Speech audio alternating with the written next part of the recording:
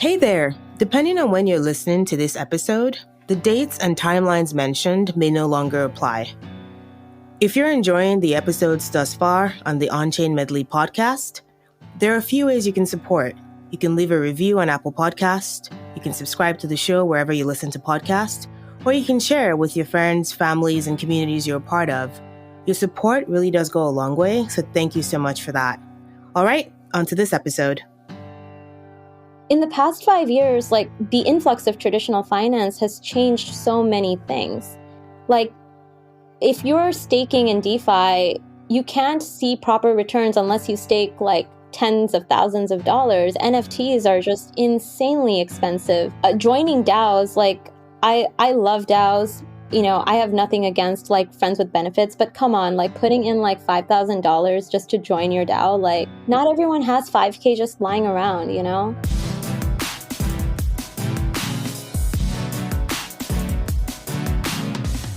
That was Mashiat Mutmainnah. Mashiat is a product partner and NFT Lead Contributor at Celo. Celo is an open platform that makes financial tools accessible to anyone with a mobile phone. Celo focuses on mobile first, and its Ethereum-compatible blockchain is optimized for peer-to-peer payments using only a mobile phone number. Mashiat is also a leader and active contributor for Boys Club, a community that aims to be a no-bro zone for the crypto curious, by making crypto and Web3 accessible to everyone else. The community hosts dinners, educational sessions, and is designed for women and non-binary people, but is welcoming to all. In this episode, Mashiat, aka Mash, and we discuss her conviction about blockchain, Web3, what DeFi is, what Celo enables for countries in emerging markets, as well as her involvement with Boys Club. Mashiat has been active in this space for about a decade now and has seen it go through various transformations over the years. I found her insights invaluable, and I'm sure you will too. Without further ado, here's Mashiat. Hi, Mash. Welcome to the Onchain Medley podcast. How are you doing today? I'm good. Thank you, Laide, for inviting me. I'm very excited to just, chat and get to know you. Yeah, same here. I'm looking forward to all your knowledge you're going to drop today. So excited to talk to you.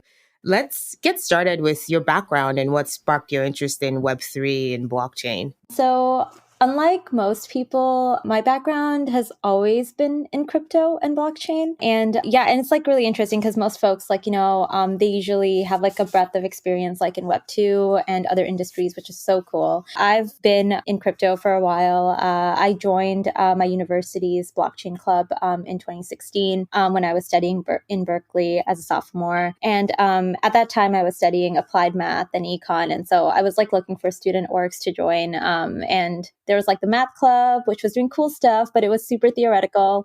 And then there were all the econ clubs that were doing a lot of awesome consulting stuff. But I really was looking for emerging technology, and specifically emerging technology that could work in emerging markets. And so I heard a lot about Bitcoin then, and I just kind of looked it up over the winter break and started reading, and especially got really fascinated by the applications of blockchain and how it could help with removing intermediaries in emerging markets that face corruption. And so I shopped around my university kind of student org, we have this fair. And I came across the blockchain club. It just got started that semester. And so I joined, and it was honestly such an amazing experience. I got to work with really, really smart people who are doing amazing stuff these days in the space. And I really got to work on cool projects that were centered around new use cases for blockchain. So I was able to hit a lot of different niches like climate, health, data, identity and access management, and just learn a lot and absorb. I think also just at that time, I keep on saying blockchain because in 2017, this is what the industry was called. Now it's Web3.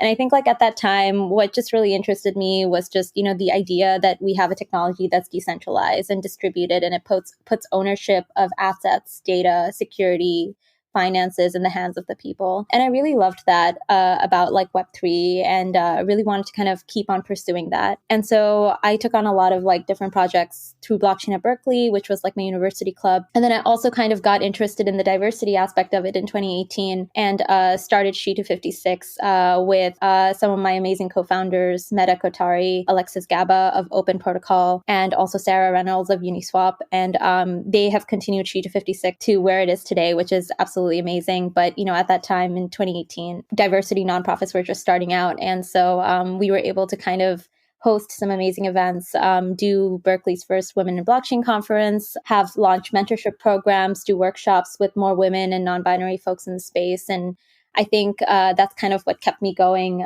in crypto.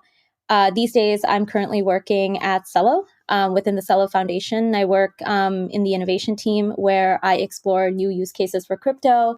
I validate my hypotheses using pilots in different communities, and I try to find different forms of product market fit so that I can bring utility to NFTs, DeFi, DAOs.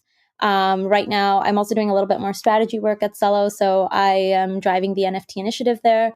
I work a lot with builders in our ecosystem, help them get their products launched, help them get funds and grants, and then also kind of figure out new forms of utility for NFTs as well and how Celo can innovate on those. So yeah, that's a little bit about me. That's awesome. No, fascinating. Thank you so much for sharing that. It's so cool to hear everything you've been through and all the different ways you're innovating in the space and influencing the ecosystem. Before we talk more about what you're doing at Celo, I'm curious, what was it about blockchain? You're right. I've been in this space for I've known of it for the last 10 years, and it was always blockchain until it became Web3.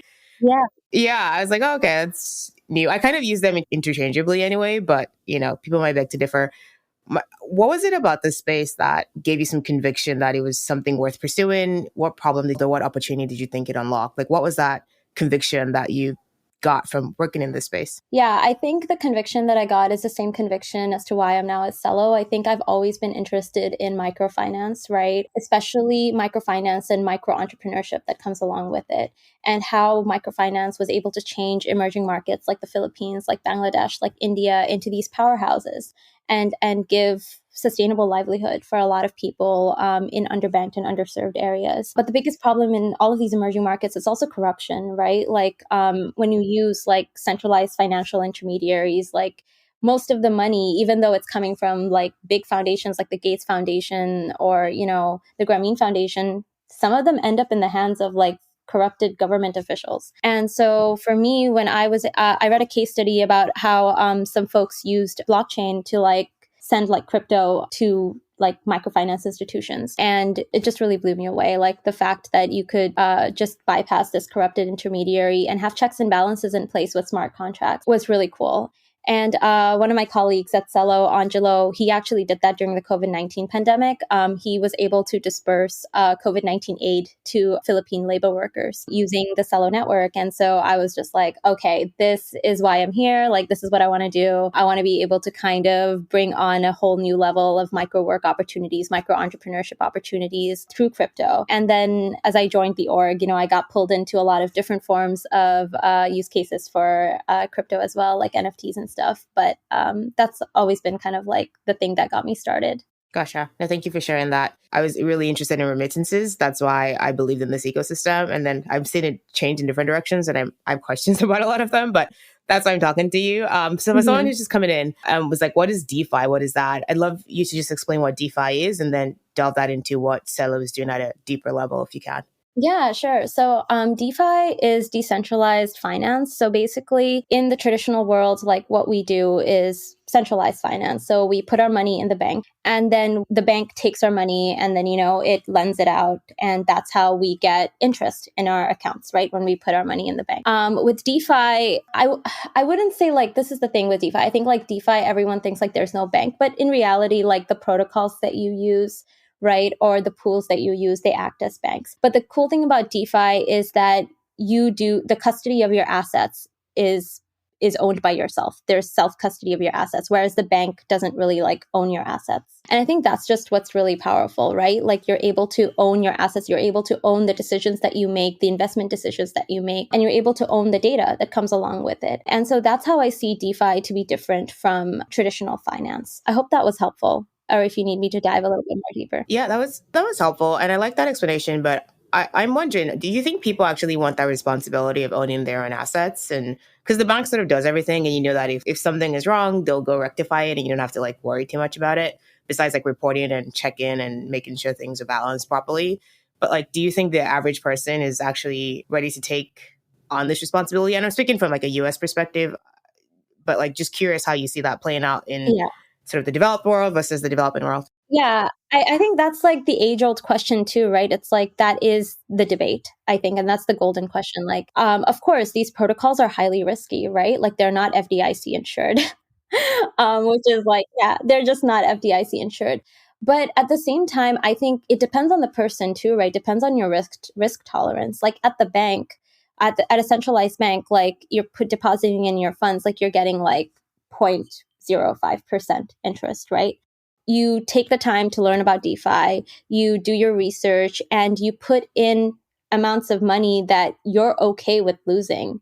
You can earn APY up to like 5 to 10% on centralized exchanges. If you now do decentralized protocols, which are more risky, you can earn APY, up to like 20%, 50%, etc. Right? Like there's ridiculous APY rates. But it again like depends on the risk tolerance of the person. And it also depends on how smart you are with your finances. Like I think that if you're able to put aside money that you're actually okay with losing, like, and you take the time to do your own research and you take the time to have proper security measures in place, like invest in a hard wallet, or like a cold wallet, make sure that your keys are safely stored. I think that it is possible because at the end of the day, like the financial systems that are in place, they only benefit people who have large amounts of capital to begin with.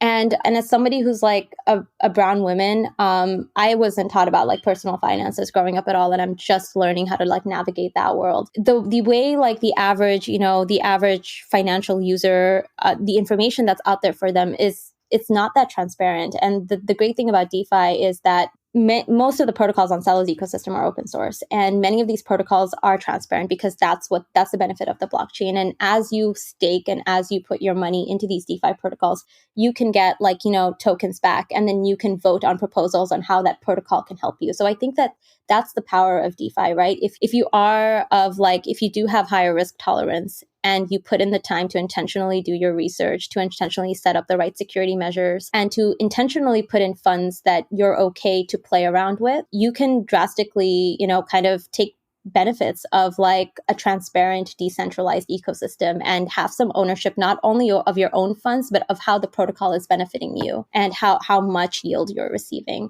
And I think that's something that draws people to DeFi. Of course, there's a lot of like things that need to be changed, right? Like there needs to be more education. There needs to be easier ways of onboarding. There needs to be easier forms of UI UX. Like I think UI UX is a huge hurdle in this space, especially with DeFi. And I think that's some of the things that we're doing at Celo, that we're trying to solve at Celo, is that we're trying to bring more intentional, friendly design and trying to market to folks who don't have access to a lot of funds, because we're of the belief that DeFi should be for everyone. You don't need like 10K and 3 screens to invest in DeFi. You just need like $10 and your phone. And that's kind of what we're looking at solving. That's awesome. Thanks for sharing that. So then thinking through Celo now, you mentioned a little bit about what you're doing. Can you share more about where the company's going, how the traction is in this space? How is it being received by your target audience? Just anything you can share there? Yeah, sure. So I can give like a little background on Celo. So Celo is a layer 1. We are a blockchain network similar to Ethereum. We're actually we started off as a fork of Ethereum. And we're on a mission to bring prosperity for all. And one of the ways in which we do that is through mobile first tech stack. So Celo, our network, is optimized for mobile phones. And basically this ensures that we have really lightweight transactions, and the transactions are settled instantaneously, and the gas fees are like 1/100th of a penny. The other cool thing about Celo is that because we're synchronized and we're optimized for mobile phones, this means that you can basically send crypto payments just using someone else's phone number. And that phone number is still, it's still like pseudo-anonymous, because we have like a unique algorithm that, hashes the phone number and then stores that in the public keys. So we're able to provide both security and ease of use in that way. And the third thing that makes Celo, I think it's the icing on the cake, is our support for native stablecoins. So stablecoins are really important because, of course, like as you mentioned, like people can be very scared to try out DeFi because It's highly volatile. It is hard to just get started. It requires a lot of capital. But the thing with stablecoin is that stablecoins are a way to hedge against the volatility of crypto. And this is especially important for the markets that we serve. We serve over 80 different countries across Latin America, South America, Africa, Southeast Asia, and of course, North America and Europe. And for many of these emerging markets, like it's easy to transfer a stablecoin, and the stablecoin also retains value. And that's super valuable for our users in those markets because they need crypto that they know that they're going to be able to grow, and they're going to be able to grow the value of it rather than, see it suddenly drop in the near future. Gotcha. So just really quickly, sticking through Celo again, just so I understand the use case and it's clear to me. So if I were somebody in a country in, I don't know, Latin America or Africa, can you just walk me through what is my interaction with Celo and day to day, just so I can visualize how it's actually impacting lives? Yeah, for sure. For Celo, like the front-facing application that we use is the Valora wallet. So this is a mobile-first wallet. And let's say that, you're in South America, and you're going to like a store, right? And you want to buy a Coca-Cola or something. And the store accepts like Celo, and the store owner also has a Valora wallet.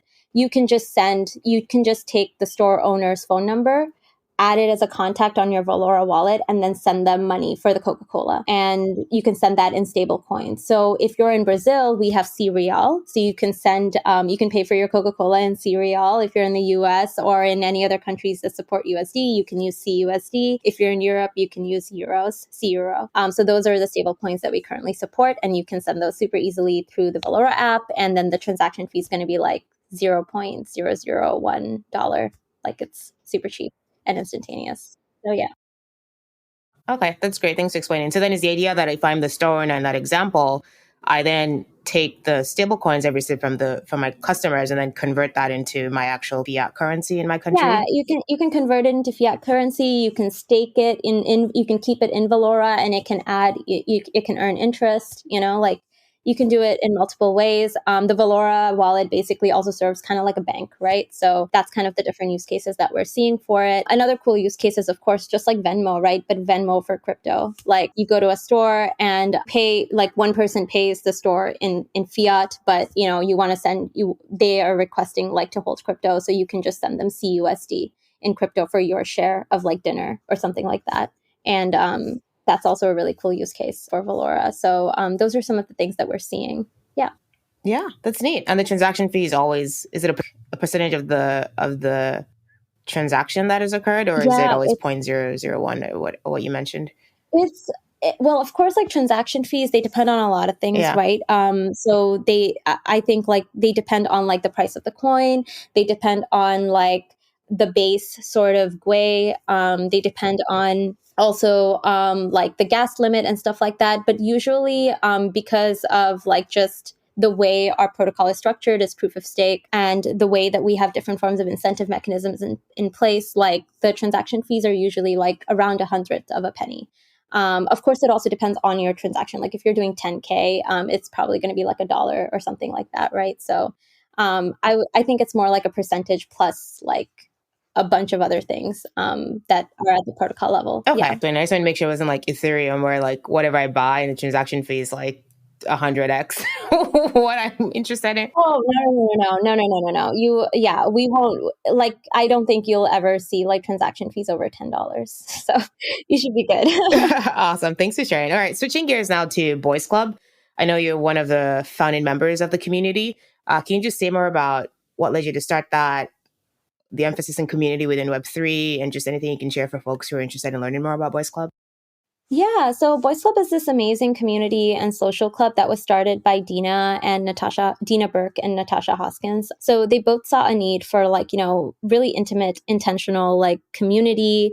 And they started this dinner series in New York last year. And so there was like a bunch of women, WMXN and non-binary folks just vibing together and learning about Web3 from each other. And I found out about Boys Club actually when like Dina joined Celo, and I like did my research and I absolutely fell in love with the concept from like my background in Sheet 256, like I've always been interested in the diversity space and solving problems in this niche, particularly diversity in crypto. And I was just really looking for like a community that prioritized connection and learning without barriers. I also just really love good design. And I don't know if anyone has checked out like the Boys Club website, but like the curriculum, the aesthetics, the design is just chef's kiss. So Pretty cool. I just knew I really wanted to spend my time, building something at Boys Club. So I joined the core team a couple months ago. And I'm actually helping out with their DAO. So like I'm learning a lot about, just DAO infrastructure, how to set up treasuries, how to build community with the DAO, how to incentivize the community and, compensate the community and reward them for their contribution. So the response around Boys Club has been amazing. We did our first town hall last January. And so far we have like communities of WMXN and non-binary folks in Miami, New York, London, LA, San Francisco, and we have over 850 members just from the last month. Last week, we just did a really cool dinner series with Rabbit Hole in New York, and we had like over 150 people waitlisted, and the day before, there was like a secondary market for tickets.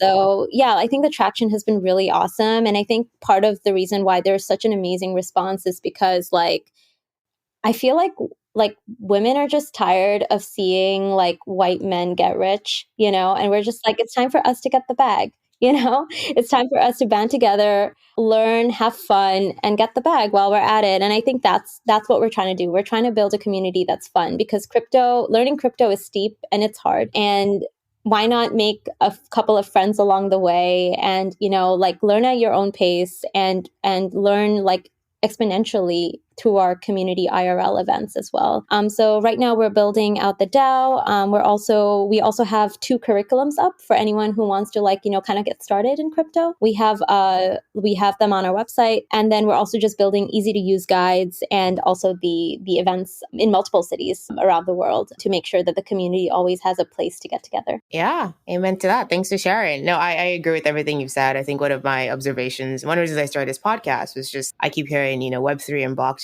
being touted as this thing that's going to create equality for everyone. And I was like, I don't see any different from Web2 world today. So if you ask me, it might be a little worse. So Oh no, yeah.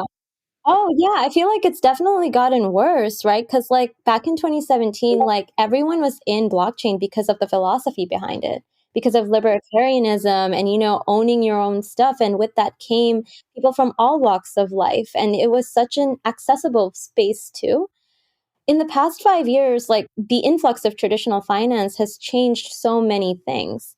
Like if you're staking in DeFi, you can't see proper returns unless you stake like tens of thousands of dollars. NFTs are just insanely expensive. Joining DAOs, like I love DAOs.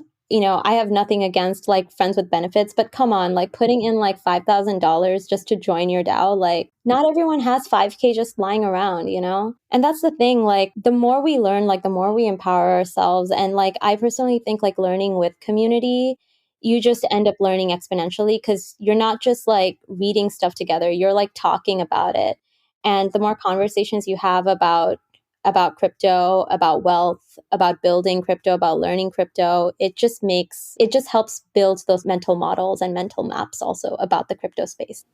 that's fair. So then just like, what do you think needs to change? Is it more communities like Boys Clubs coming out, speaking up, creating those ecosystems, or how do you see things changing? Because I'm waiting. I don't know. Yeah, so I think it's like a very multifaceted problem, right? Because there is like you obviously need communities.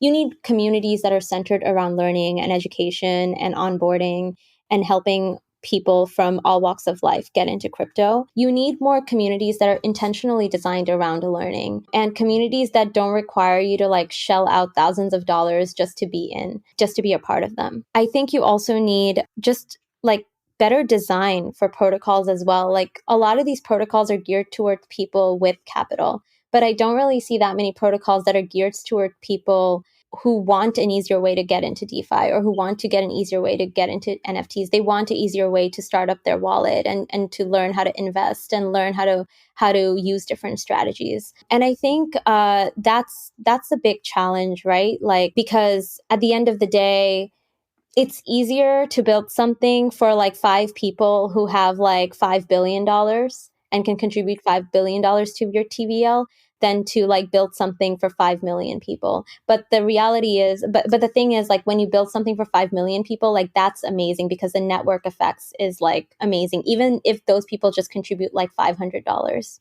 each. So I think like inclusive design, and also just like the target market and the prioritization of target market for protocols, it's changed so much in the past 5 years. And I feel like there needs to be almost like a correction of that if we want to see like DeFi and crypto be adopted by the masses and want to bring the benefits of that to the masses. Yeah, definitely agree with all that. Thank you so much for sharing. So then, do you have any advice for anyone looking to get into this space? Yeah, I think community is like a part of it, right? But a big part of also just learning about crypto is learning by doing.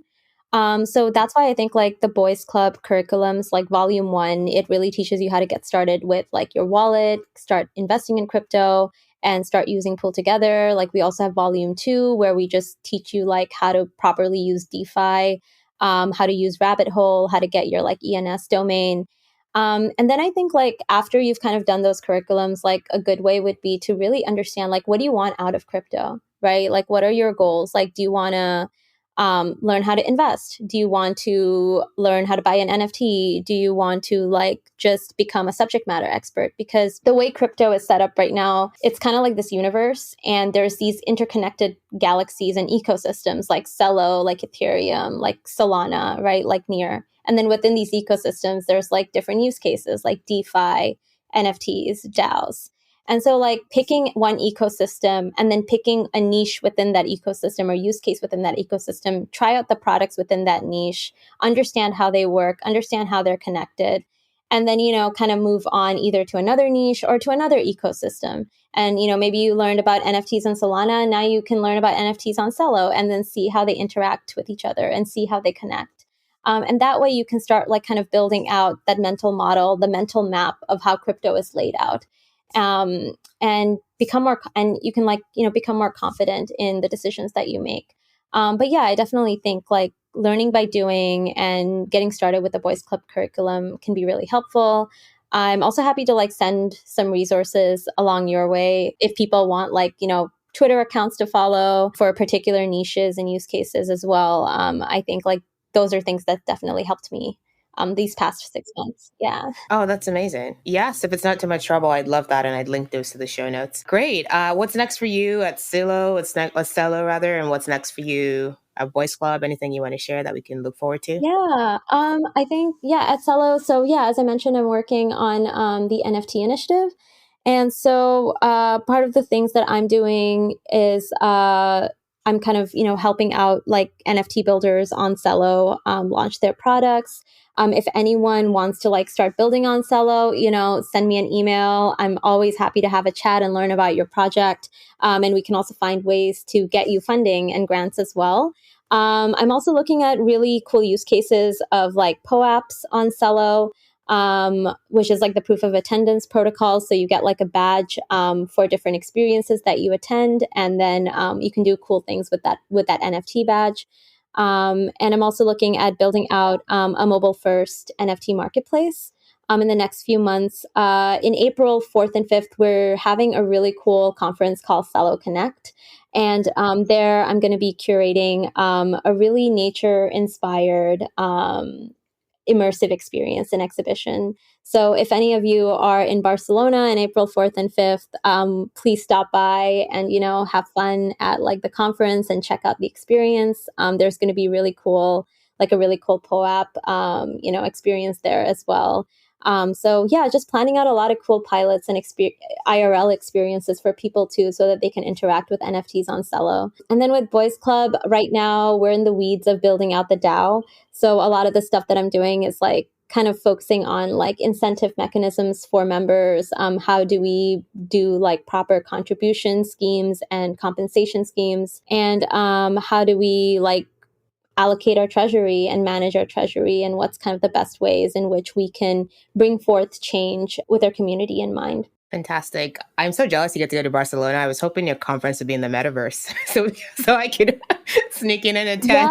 Well, that's the next step, right? That's what we need to get. I mean, like, yeah, the metaverse just completely intrigues me. And it's like it's so cool, and at the same time it's so overwhelming. But like I just love the idea of like a Celoverse, maybe. That's I like how that sounds.